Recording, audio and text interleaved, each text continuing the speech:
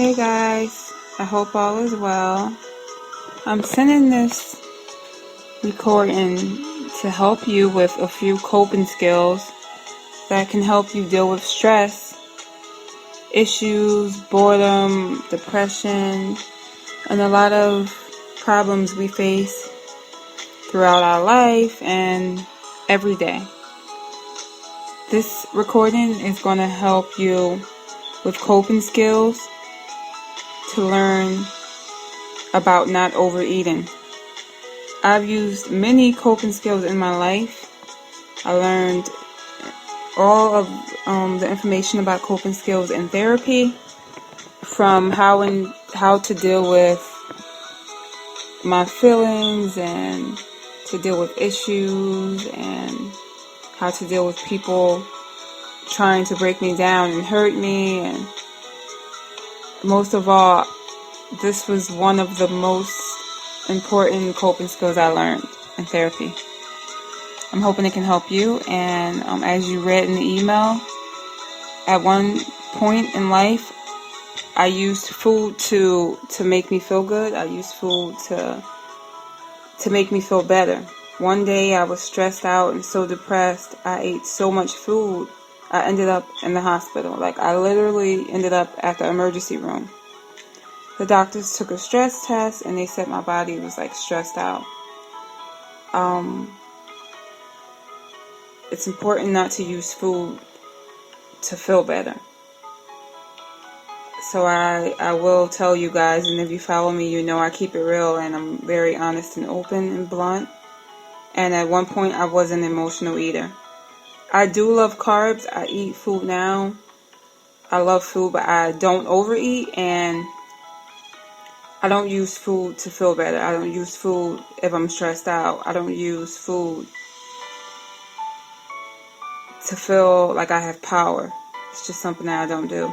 A few questions I asked in the email were, do you eat more when you're feeling stressed out? Do you eat more when you aren't hungry and when you're completely full? Do you eat to stuff yourself? Do you eat to feel powerful? Or you can't control yourself when you're around food? Does food make you feel safe? Do you eat to feel better? Or when you're sad, depressed, stressed, angry, bored, anxious, etc.? If you answered yes to any of those questions, it's important for you to listen to this podcast, and I'm hoping that some of the information that I'm sending you will actually help. Knowing the difference between emotional eating and mindful eating is very important. Emotional eating is turning food into comfort, stress relief, rewarding yourself with food. Most emotional eaters feel really powerless over food when they're around food and they can't control their food cravings. Being a mindful eater is practicing food awareness, controlling your eating habits, and controlling your actions when you're around food. Now, what I'm going to explain to you guys is understanding emotional eating. This topic is very important, and I feel like it can definitely help you because it helped me. If you've been full, which we've all done this, and you have a plate of food in front of you and you're full, but you're like, I'm not going to put this food away for later. I'm going to eat this food right now. You haven't even made room for dessert because you're stuffed, but you still want to eat the food that's on your plate. That's an emotional eater. Or you have to reward yourself with food. Or all you think about all day, instead of thinking about goals or what are you going to do tomorrow to better your future, you're thinking about what you're going to eat. And you're thinking about ways to reward yourself with food. As far as some people call it cheat meals, some people reward themselves with exercising, which I think is a bad idea. I don't believe in cheat meals at all. Emotional hunger can be really bad, and it can cause a lot of problems in the future.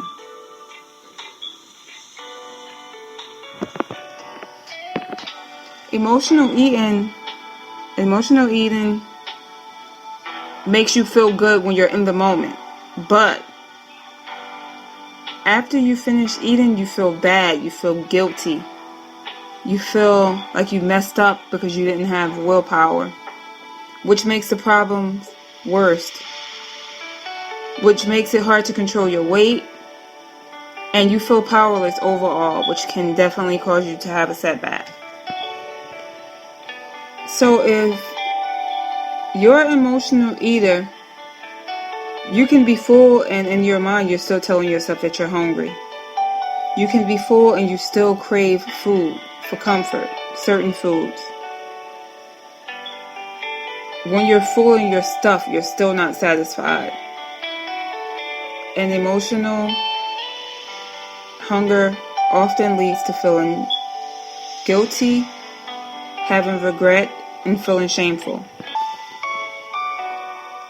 The difference with being physically hungry, you'll eat anything. If you're hungry and there's an apple around or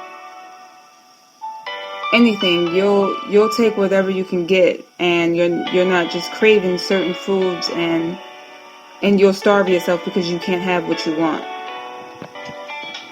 The first step to stopping emotional eating is to identify your triggers. The situations, places, or feelings when you reach your comfort of food. When you reach your comfort for food, like where are you? What's going on? Who are you around when you're craving food and that's the main time you can't stop thinking about it? Most emotional eating is linked to feeling unpleasant, but it can also be triggered by positive emotions, like awarding yourself for achieving a goal or celebrating a holiday or even a happy event, as I put in the email. Some common causes of emotional eating can be stress, stuffing emotions, boredom, feeling lonely and empty, childhood habits. We all have some habits that we learned from our family and we just didn't break them. And as you get older, it's important to try to stop the cycle. Some things that we did do in the past that can actually be bad, and we can pass those bad habits onto our children. I try my best not to do that with my daughter. My mother was a wonderful mother. She wasn't perfect, but she taught me a lot, and I agree with a lot of things that she said, but there are also things that I learned when I was younger that I don't want my daughter to deal with, or don't want my daughter to know anything about those things. So you have to be mindful about that. And another thing is social influences. First thing I want to talk about is mindless eating.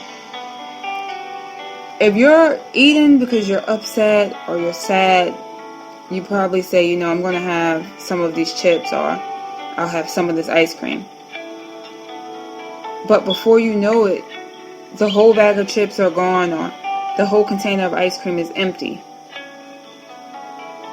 When you're eating out of physical hunger and you're not upset or sad, and you're eating because you're actually hungry, or maybe you want a snack, you're more aware of what you're doing. Emotional hunger isn't satisfied once you're full. So you'll just keep eating and eating and eating until you get uncomfortable, to the point where you probably can't walk or your stomach hurts really bad. But physical hunger, on the other hand, you don't need to be stuffed. You feel satisfied when your stomach is full and you know when to stop. When you eat just to satisfy your physical hunger, you eat when you're full, you won't feel guilty, you won't feel ashamed, because you're actually fueling your body and giving your body what it needs. If you feel guilty or upset or embarrassed after you eat, it's because deep down you're not doing it for the right reasons. So being mindful and thinking before you eat, and actually identifying the triggers, your surroundings, who you're around, and trying to identify the problem can actually help you a lot. If you're around a certain family member and they're like forcing you to eat, and even though you're telling them you're trying to make changes, you might have to either put them in their place and tell them, like, listen, I'm trying to make changes, and right now I need you to be supportive, and I need to watch what I eat. I'm not starving myself, but I don't want to overeat. No, I'm not going to go to the buffet with you. Things like that, making changes, speaking up for yourself, that's part of identifying your triggers and actually coming up with a coping skill to deal with it. Eating just because you're bored or you feel empty or lonely, which I'm sure a lot of people have done, including myself. When you get bored and lonely, you must get up and do something. Go for a walk, paint your nails, play cards, play a card game, visit a family member, call your sister on the phone. There are so many things you can do to break those bad habits. Don't sit around and eat. Grab a glass of water, drink some water to get full. You can eat fruit, but even then, fruit has a lot of natural sugar in it, so you want to be careful with that. But overall, come up with a plan and put it to work. If you're feeling lonely or sad or depressed, call somebody that can make you feel better. Play with your animal if you have a cat or a dog. Think about a time where you actually cherish, like a cherished moment. Like my daughter, if she's upset, I tell her to think about the time when she was in Hawaii, because that was like one of the most memorable times of her life. If you're feeling anxious, because a lot of us suffer from anxiety, I've suffered from anxiety a lot in the past, sing one of your favorite songs, do a dance, one of your favorite dances, take a walk, squeeze a stress ball, that helps. You can have, a baseball, any type of ball, rolling it around in your hand. I find that that's relaxing, and it definitely helps. Put some music on, some relaxing music, just to ease your mind. If you feel exhausted, you can treat yourself to some tea, take a bath, light some candles, wrap yourself up in a warm blanket, talk to a family member. And once again, when you're bored, because a lot of people get bored and they overeat, read a book, watch a comedy show, go outside. You can go in your backyard, you can walk. Just try to enjoy some type of activity, something that you enjoy doing. Try to be mindful of what you eat. So learning to practice mindful eating, which develops your awareness of eating habits and allows you to pause in between the triggers in your actions. So you should be aware of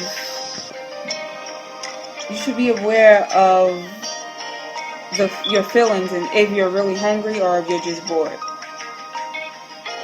You should be aware of how you're eating and why you're eating. A lot of people think that you have to eat, which I talked about this in a few emails and a recording I sent you guys recently. You have to eat brown rice and chicken and grilled chicken and vegetables and fruits every day, and that's not the case.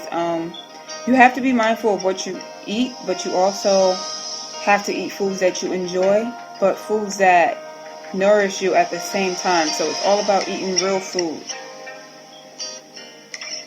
But learning different coping